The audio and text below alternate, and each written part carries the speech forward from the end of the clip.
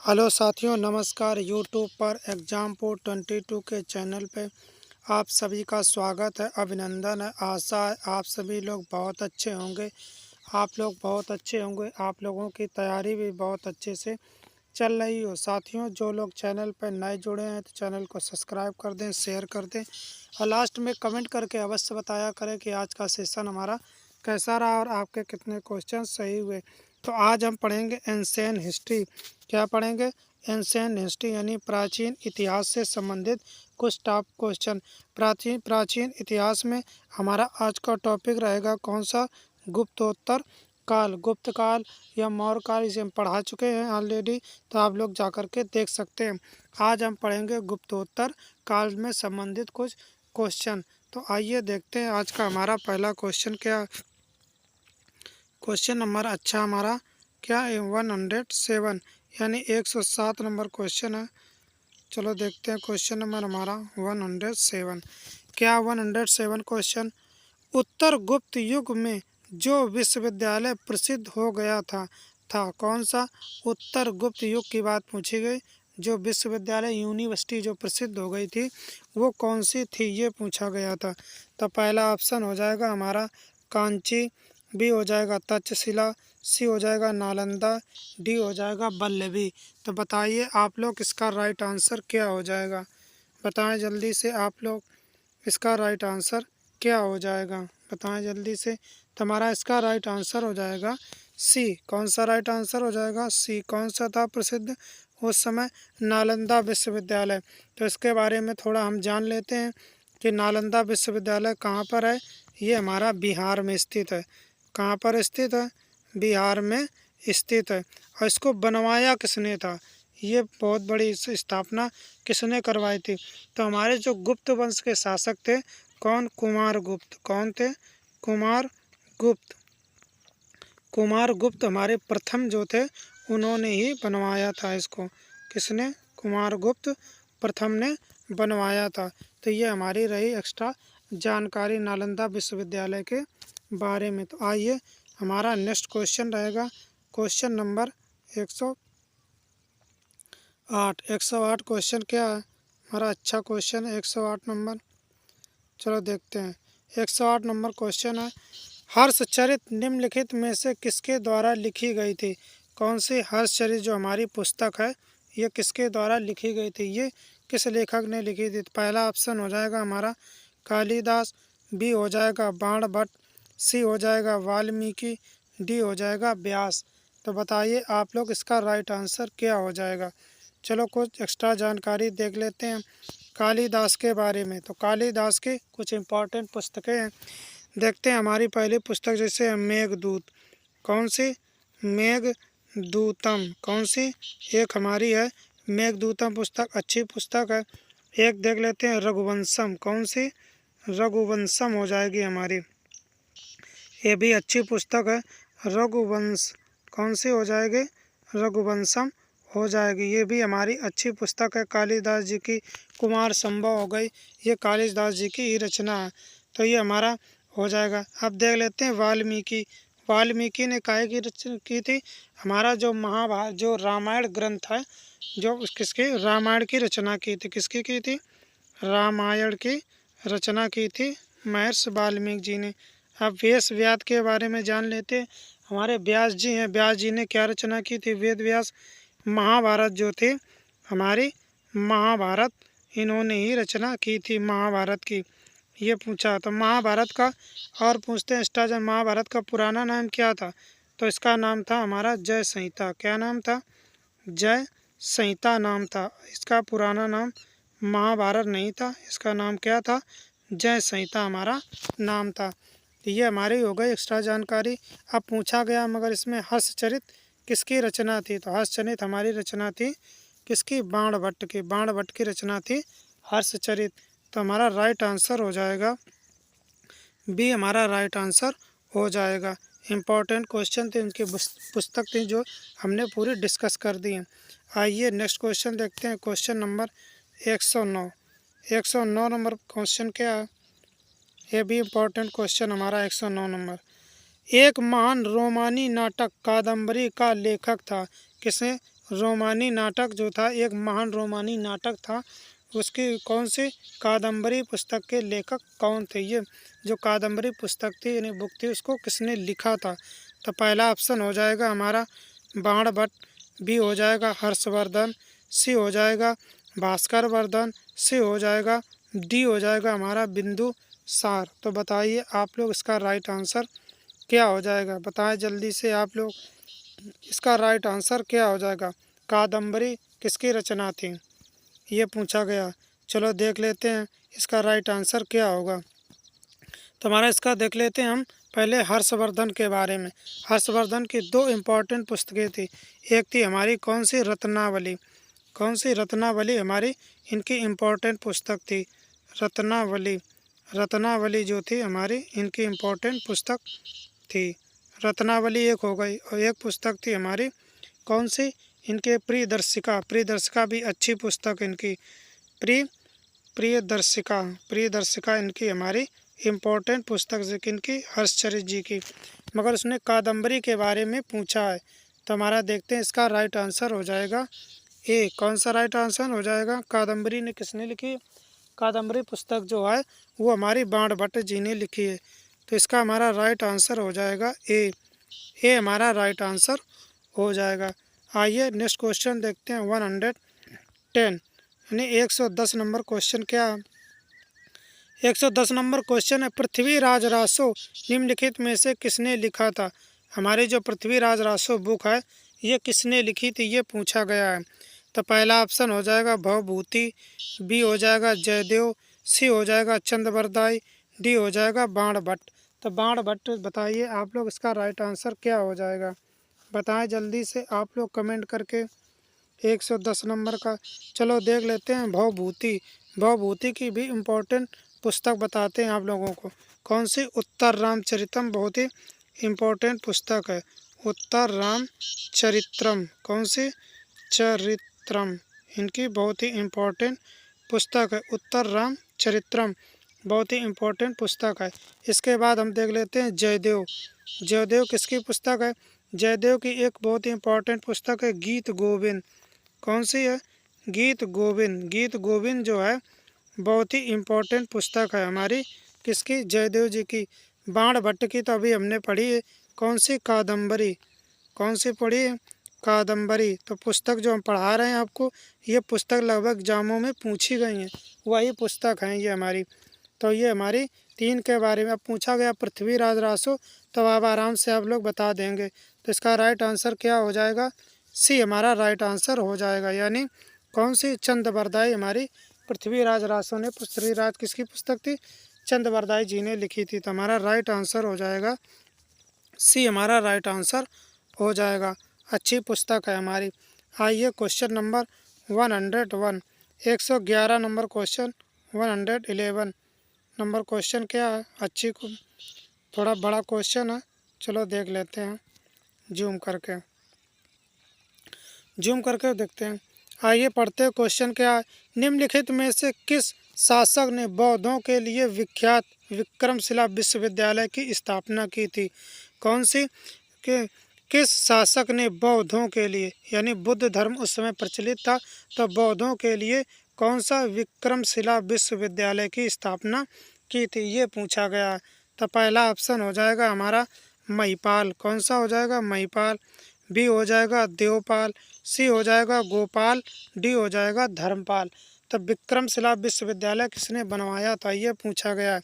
तो इसका हमारा राइट आंसर क्या हो जाएगा? बताएं जल्दी से आप लोग कमेंट करके। चलो गोपाल के बारे में जान लेते हैं। गोपाल कौन थे? हमारे पाल वंश के क्या थे? संस्थापक थे। इन्होंने ही पाल वंश की नींव रखी थी। कौन से? गोपाल जो थे हमारे पाल वंश के क्या थे? संस्थापक थे। इन्होंने पाल वंश की हमारी नींव रखी थी, शुरुआत की थी। अब जान लेते हैं धर्मपाल। तो हमारा विक्रमशिला जो विश्वविद्यालय है ये पूछा गया इस क्वेश्चन में। तो इसका हमारा राइट आंसर हो जाएगा डी। कौन सा राइट आंसर हो जाएगा? डी, यानी राइट आंसर हो जाएगा। धर्मपाल ने विक्रमशिला विश्वविद्यालय बनवाया था। तो हमारा राइट आंसर हो जाएगा डी। अच्छा क्वेश्चन था हमारा। नालंदा विश्वविद्यालय किसने बनवाया था? बताया था अभी कुमारगुप्त प्रथम। यानी गुप्त सम्राट, गुप्त शासक जो हमारा था उसमें एक राजा थे कुमारगुप्त प्रथम, उन्होंने नालंदा विश्वविद्यालय बनवाया था। अब विक्रमशिला विश्वविद्यालय किसने बनवाया? धर्मपाल ने बनवाया था। अब आप लोगों को आराम से याद हो जाएगा। आइए नेक्स्ट क्वेश्चन देखते हैं। 112 नंबर क्वेश्चन क्या है? 112 नंबर क्वेश्चन अच्छा क्वेश्चन हमारा 112 नंबर क्वेश्चन। चलो देखते हैं क्या, थोड़ा बड़ा कर देते हैं, छोटा है क्वेश्चन, ऑप्शन ऊपर नीचे हो गए। चलो कोई बात नहीं।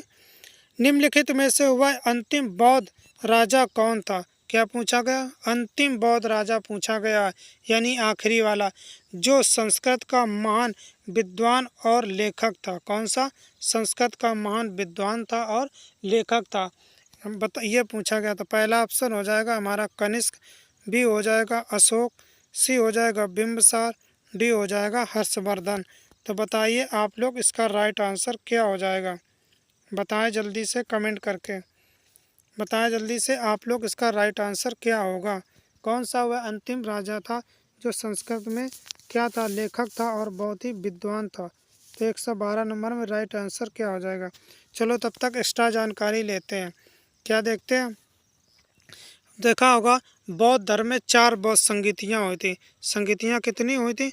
4 संगीति हुई थी हमारे बौद्ध धर्म में। तो देखते हैं 4 संगीति। याद करने के हम ट्रिक बताए थे आप लोगों को, शायद याद होगा। ए के से याद कर लेते हैं, ए के से याद कर लेते हैं। तो ए से हो गया हमारा अजात शत्रु। कौन सा? अजात शत्रु के बारे में। तो पहली बौद्ध संगीति हमारी कब हुई थी? अजात शत्रु के शासनकाल में हुई थी।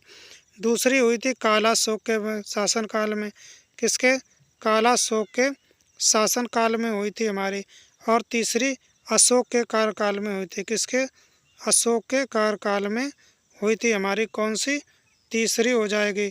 और चौथी हमारे कनिष्क के कार्यकाल में हुई थी। किसके कार्यकाल में हुई थी? कनिष्क के कार्यकाल में चौथी बौद्ध संगीति हुई थी। तो आप देख लीजिए कनिष्क इसमें दिया गया है। तो कनिष्क में जो पहला ऑप्शन हमारा ए है कनिष्क, तो कनिष्क के कार्यकाल में चौथी बौद्ध संगीति, अशोक के कार्यकाल में तीसरी बौद्ध संगीति हुई थी हैं। और इसके बाद अजात शत्रु के पहले में हुई थी और कालाशोक के तीसरे में। तो एक से आप लोग आराम से याद रख देंगे। और देख लेते हैं बिंबिसार कौन था? बिंबिसार बताएंगे आप लोग। बिंबिसार जो कौन थे? ये हर्यक वंश के थे। किससे संबंधित थे? हर्यक वंश से संबंधित थे। हर्षवर्धन के बारे में तो आप लोग अभी पढ़ चुके हैं। 2 पुस्तकें बताई थी हमने हर्षवर्धन की। कौन कौन सी बताई थी? एक बताई थी हमने रत्नावली। कौन सी बड़ा बताई थी? एक बताई थी रत्नावली, एक बताई थी प्रियदर्शिका। कौन सी? प्रियदर्शिका बताई थी। आप लोगों को अब भूलना नहीं चाहिए, 2-3 बार रिपीट हो गए हैं तो आप लोग अब आराम से कर ले जाएंगे। मगर इसका राइट आंसर क्या हो जाएगा ये हमें बताना। तो इसका हमारा राइट आंसर हो जाएगा डी। कौन सा राइट आंसर हो जाएगा? बताएं जल्दी से। हमारा इसका राइट आंसर हो जाएगा डी, यानी हर्षवर्धन। कौन थे राजा? हर्षवर्धन थे, जो संस्कृत के विद्वान थे बौद्ध धर्म के समय। तो हमारा इसका राइट आंसर हो जाएगा डी, हमारा राइट आंसर हो जाएगा। इम्पॉर्टेंट क्वेश्चन था। आइए नेक्स्ट क्वेश्चन देखते हैं। क्वेश्चन नंबर हमारा 113। 113 नंबर क्वेश्चन क्या है देखते हैं। खजुराहो मंदिर का निर्माण किसने किया था? कौन सा पूछा गया? खजुराहो मंदिर जो है हमारे, खजुराहो मंदिर कहाँ है? मध्य प्रदेश में पड़ते हैं। मगर इसका निर्माण किसने करवाया था ये पूछा गया।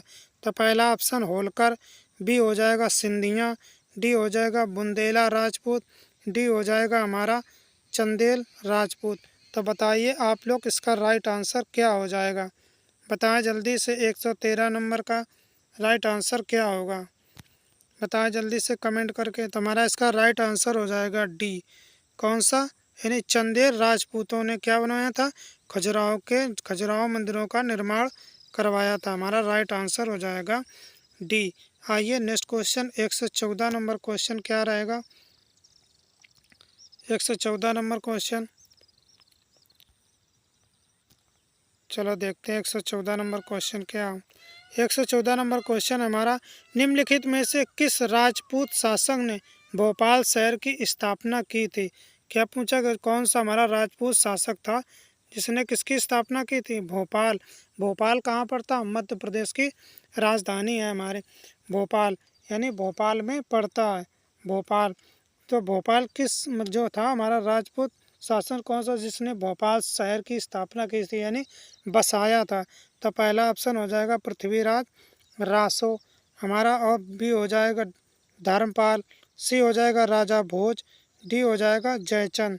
तो बताइए आप लोग इसका राइट आंसर क्या हो जाएगा? बताएं कमेंट करके, जल्दी से बताएं आप लोग। चलो तब तक एक्स्ट्रा जानकारी दे। धर्मपाल। धर्मपाल ने अभी क्या हमने पढ़ाया था? विक्रमशिला हमारा विश्वविद्यालय था। कौन सा? विक्रमशिला। विक्रमशिला जो हमारा विश्वविद्यालय था धर्मपाल ने ही बनवाया था। और नालंदा विश्वविद्यालय किसने बनवाया था?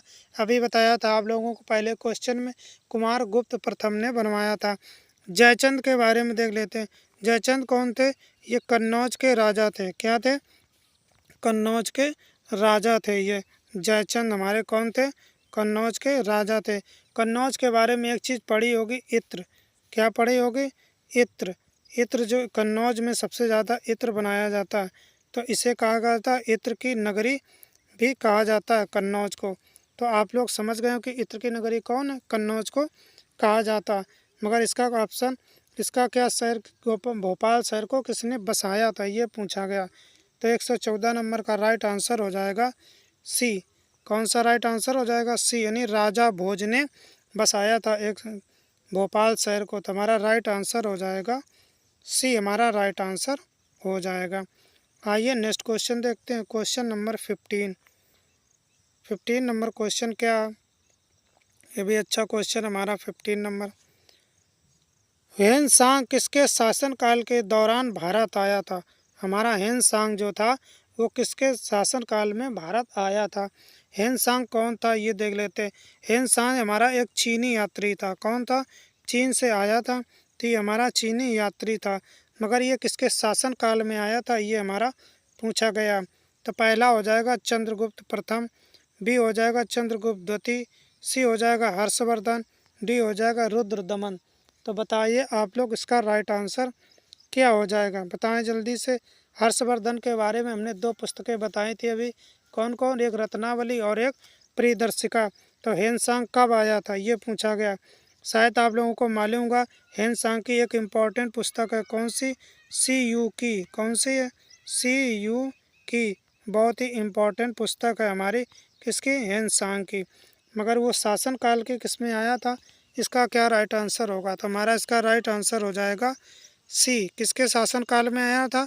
हर्षवर्धन काल के शासनकाल में आया था। तो हमारा इसका राइट आंसर हो जाएगा सी। सी हमारा राइट आंसर हो जाएगा, यानी हर्षवर्धन के काल में आया था। आइए नेक्स्ट क्वेश्चन देखते हैं। क्वेश्चन नंबर हमारा 115 देख लेते हैं। ऑप्शन ऊपर नीचे हो गए हैं, कोई बात नहीं, देख लेते हैं अभी हम। क्या हमारा क्वेश्चन है? क्वेश्चन है हमारा प्रिंस ऑफ पिलग्रिम्स। क्या पूछा गया? प्रिंस ऑफ पिलग्रिम्स ये जो हमारी क्या है, नाम किसे प्रदान किया गया था?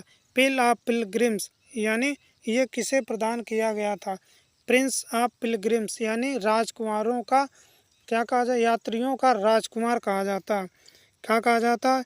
यात्रियों का राजकुमार कहा जाता है। प्रिंस ऑफ पिलग्रिम्स यात्रियों का राजकुमार। राजकुमार, प्रिंस माने क्या होता है? राजकुमार।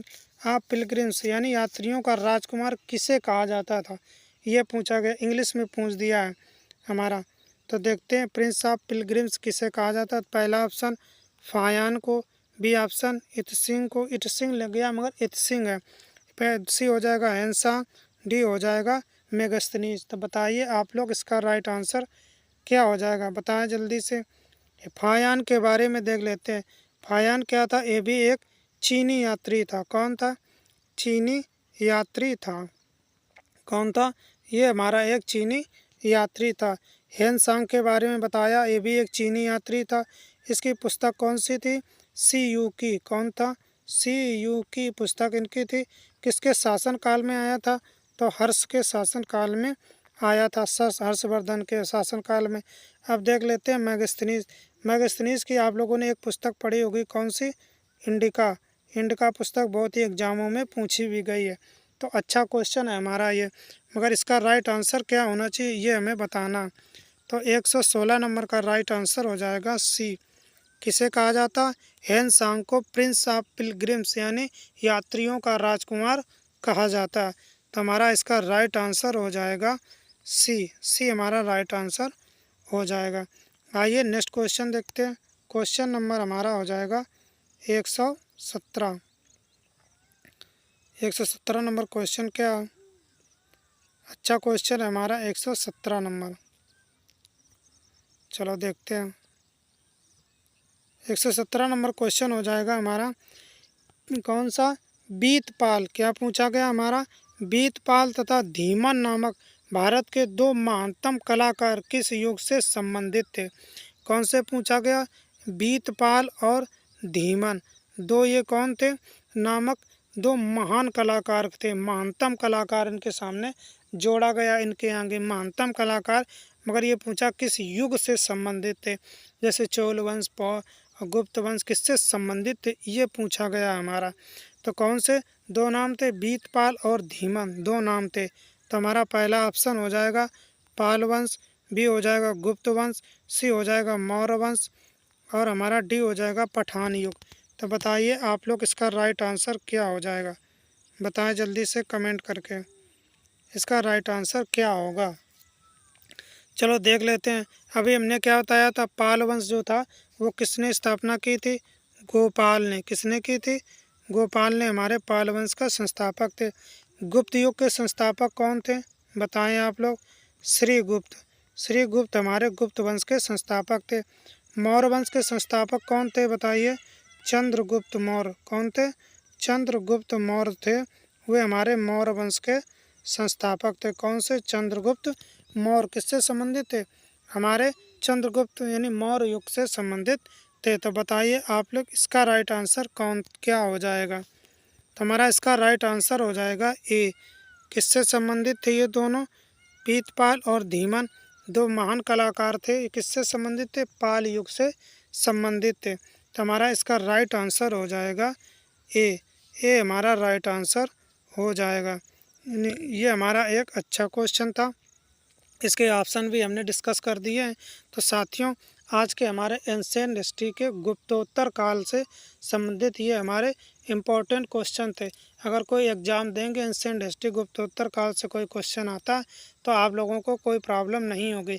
इससे संबंधित एक दो वीडियो और बना देंगे, क्वेश्चन लेकर आएंगे अच्छे अच्छे, तो आप लोगों को कोई प्रॉब्लम नहीं होगी। तो साथियों जो लोग चैनल पर नए जुड़े हैं चैनल को सब्सक्राइब कर दें, शेयर कर दें और लास्ट में कमेंट में लास्ट में ज़रूर बताया करें कि आज का सेशन कैसा रहा और आपके कितने क्वेश्चन सही हुए। लाइक कर दिया करें जिससे हमें बहुत ही मोटिवेशन मिलता है, जिससे और अच्छे अच्छे वीडियो लेकर आप लोगों के लिए आएंगे। साथियों अपना अमूल्य समय निकाल कर हमारे चैनल पर जुड़ने के लिए, हमारा वीडियो देखने के लिए बहुत बहुत धन्यवाद। Thanks for watching this video.